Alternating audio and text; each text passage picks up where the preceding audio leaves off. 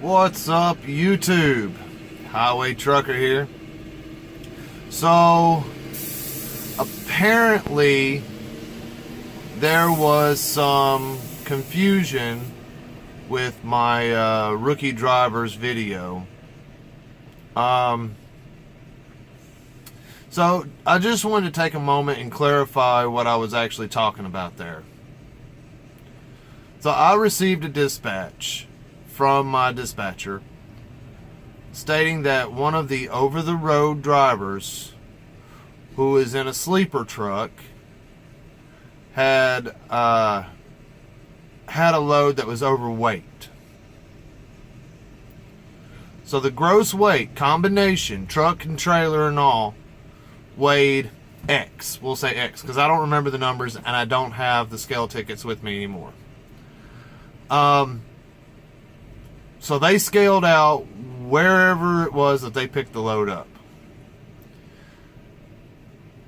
They were okay on their steer tires.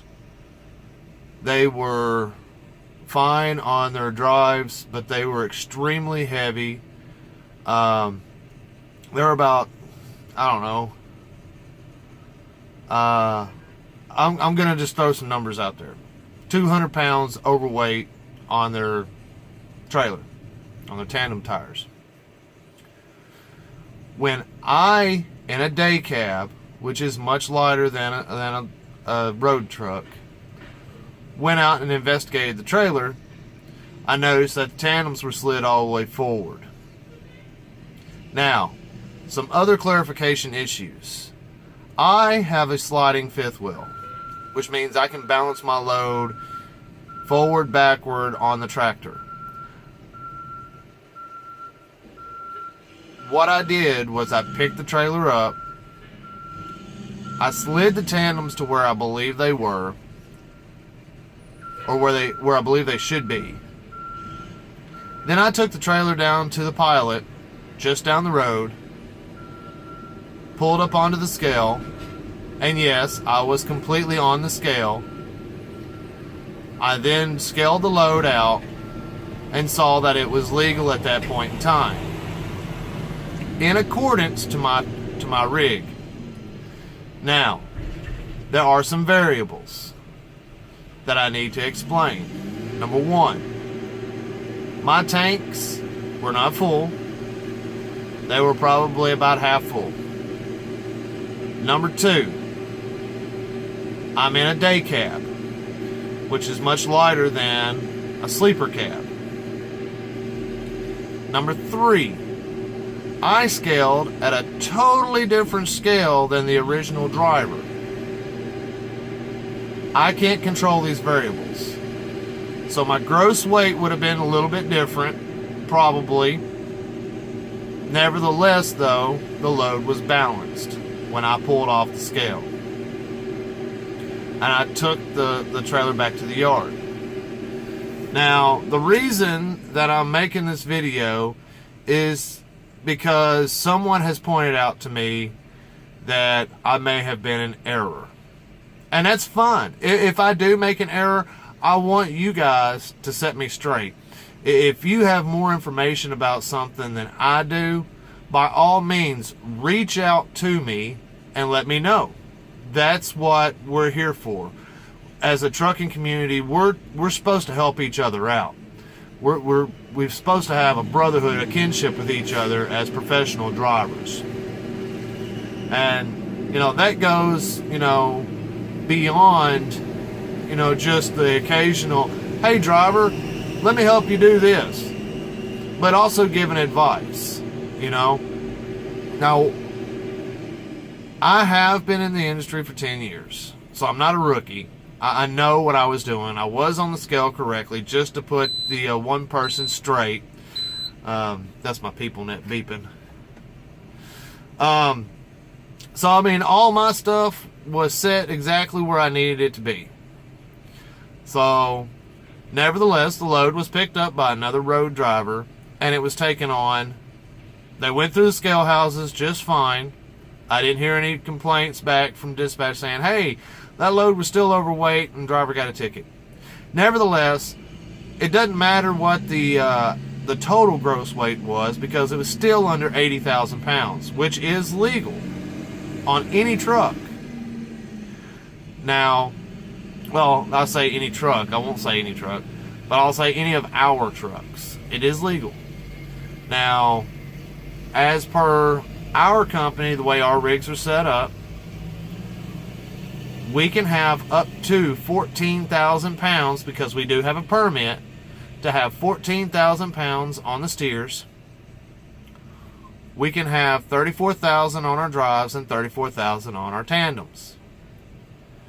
We were all within specifications when I dropped the trailer, and the other driver picked it up and took it on and delivered the load.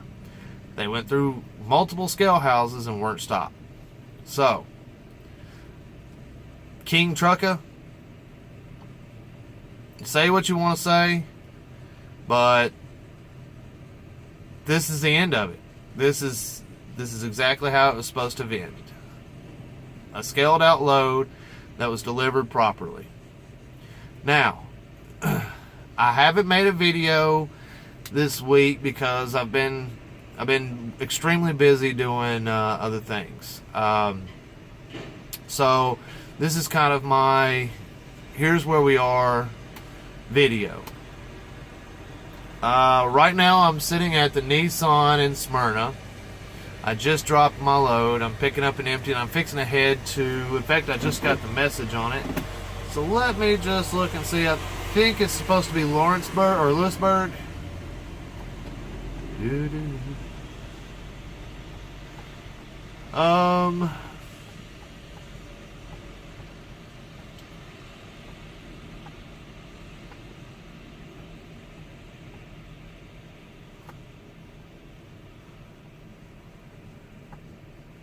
Yeah, Lewisburg, Tennessee. I'm going to go down and pick up down there and then drag that back to the yard. Now, I haven't been there before, so I'm going to use some skills that I've picked up looking at maps and everything else. I don't use a GPS anymore. I tried it a couple of times. It was all right. There are a couple that I have used in the past. The World Nav by Teletype. It's all right. It's not always 100% accurate. Let's just say that. It's not always 100% accurate. It'll get you within at least a quarter mile of where you need to be. So you have to use your own truck driving skills at that time, what you should have learned in class, map reading and knowing where addresses are, to help find your locations once you get to that point. Now, the other one that I've used is the Rand McNally, and I never had a problem with it. It always put me in the parking lot of the business that I was going to. So if I'm going to recommend one, I'm going to recommend the Rand McNally. But again, I've since quit using GPS systems, and I have started just looking at maps and going back to the old school of reading maps, because I had a friend of mine tell me that he was following his trucker specific GPS, and apparently road markings had changed. They were updated in the maps, but they weren't updated on the GPS maps. So he wound up going down a road that was not for use by trucks. So he could have gotten a ticket. Fortunately for him, he was able to pass all the way through without any police seeing him. So I'm not saying that is fine, but you need to pay attention, because you can get in situations like that. Now, with my situation, when I was using GPSs, like I said, the World Nav, it would put you within a quarter of a mile. I happened to make a safe turn, which is a left-hand turn, where I was able to see and control everything, and I could swing way out wide. I wound up turning left and going through the Blue Ridge Mountains in North Carolina. Not trucker friendly. Not by far. In fact, I was in tears, and I was on the verge of calling dispatch and seeing if I couldn't get heli lifted out of there, because I was stuck on the side of a mountain that had multiple switchbacks on either side, and I had to go up and over, turn around, and come back up and over to correct my mistake. So be very cautious out there, drivers, of following these GPSs. Make sure that you do confirm with your maps that you are on a route that is allowed for trucks. So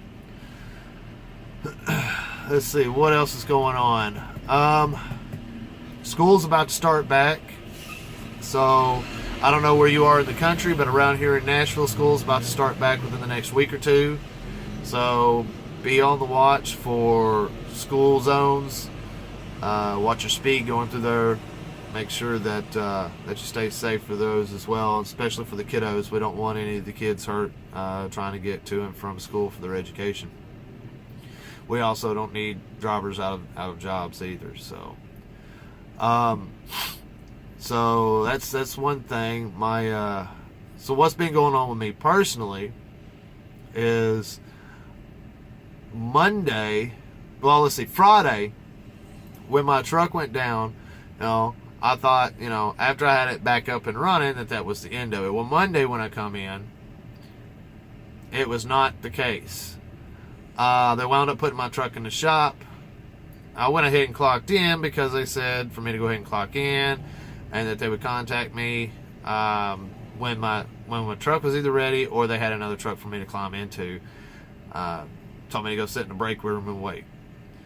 After about 9.5 hours of waiting, they finally sent me home. They said that they do have the part, it is in store, but they just hadn't delivered it yet, and there was no sense in me sitting around waiting anymore because I'd already been there for 9 hours. So they sent me home. They paid me for Monday. Tuesday, they put me in a truck. Now, I used to smoke. I'll say that. I used to smoke cigarettes, and I quit a couple of months ago.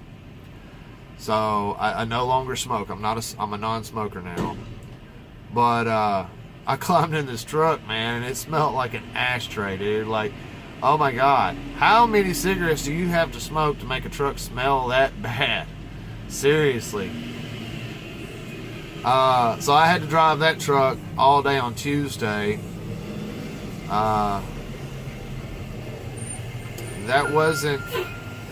Tuesday wasn't that bad. I was able to get all my stuff done, and I got out of there about, I think it was 6:30. So it wasn't that bad. And then Wednesday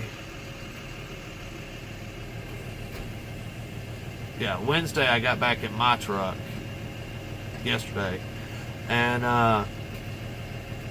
so I made all my runs. When I got back about 4:30, 4:45, something like that, they wound up sending me to grab 2 empties. So when I left out of the yard, I made it almost where I had to go pick the empties up, and I got stuck in traffic. And the people net beeped at me because I'm on e-logs, and it said that I had an hour before my 30-minute break. I was like, oh, great. I didn't account for that because I thought I had taken enough time off duty to take care of that for me. But apparently I did not. So it wound up costing me about 30 minutes sitting at the after I picked up the first empty. So I was able to get that back to the yard, turn and burn, went back, picked up the other empty and brought it back. By the time I got back, it was going on 9 o'clock. So needless to say, I was tired. I'd been in since about 6:30 that morning. So got that done, went home, ate, showered, and went to bed. I got up this morning, came in, still had like 30 minutes left on my clock this morning, so I just piddled around. I'll be honest with you. Sat there and played a video game. Of course, I was already clocked in to my office hours, but I wasn't logged in on the truck because of the e-logs. So I waited until that time reset, and then I went into my pre-trip, and then I went in and talked to my dispatcher and got my first load, which has led us to where we are now. Tomorrow is Friday. I'm hoping everything will run smoothly tomorrow. My son is taking off for the weekend. He is going camping and canoeing with BSA, Boy Scouts of America. But aside from the truck driving thing, I've also been going to his football practices and scrimmages, and my other son's football practices as well. So I've got a full plate. Now the dilemma, and I don't know what to do about this. I mean, I've been a dad for about 7 years, but there's still some things that I just don't know how to handle, or how I should approach it. That being said, my oldest son's kind of in a dilemma because he goes into middle school this year. He enters the 6th grade this year, and he's advanced. So all of his classes are normal except for his math class, and he's got a 7th grade math class. Now, with this 7th grade math class, I'm sure it's going to involve more work. Aside from his academia, he also has middle school football. He's playing football for the middle school this year, and he's got Boy Scouts of America. So between Boy Scouts, football, and school, I feel like his plate's over full. It came down to the line that this upcoming Saturday, he actually has a game for middle school, but he also has this canoe trip scheduled for the Boy Scouts. So we're trying to let him make his own decision on it, and I'm not one that, I want them to make their own decision and accept the responsibility of the consequences that come from whatever the outcome is. In this case, the canoe trip versus football. Excuse me. Let me get a drink real quick. So, with the football thing, with him not going to the game Saturday, it could cost him his starting role on the JV team. So, but with the Boy Scouts, I don't think it would weigh as hard. Of course, schoolwork will always come priority over both. So, if in any event that his grades start slipping, me and his mother are already in agreement that he needs to quit everything and just focus on his schoolwork at that time until he gets things leveled out. So, because even though I love this industry, I love driving a truck, I love being out here and talking with you guys, I want my son to make better choices so that he doesn't have to do stuff like this. He doesn't have to spend the weeks and months alone away from home. He doesn't have to work the 14, 15-hour days like we do. Things like that. I want him to make good decisions so that he can do something better with his life than what I have. So, any input on that, I'd appreciate it. But I think I know what I would like to do. I would like for him to make a decision on whether he wants to do Boy Scouts, football, and just do one or the other. As much as I love football, and I think that's going to give him some good team skills, I honestly think the Boy Scouts would be better for him because he can learn life skills. But some people don't see it that way. So that's the reason why I'm reaching out for advice on that. But I think that's what I'm going to do. I think I'm going to have him choose between one or the other. At least during school year. Now, summers, that's fine. He can certainly do the Boy Scouts during the summertime. But yeah, so with that being said, man, I'm going to get underway. I got to get down there and get this load picked up. My name's the Highway Cowboy. We'll catch you on the flip side.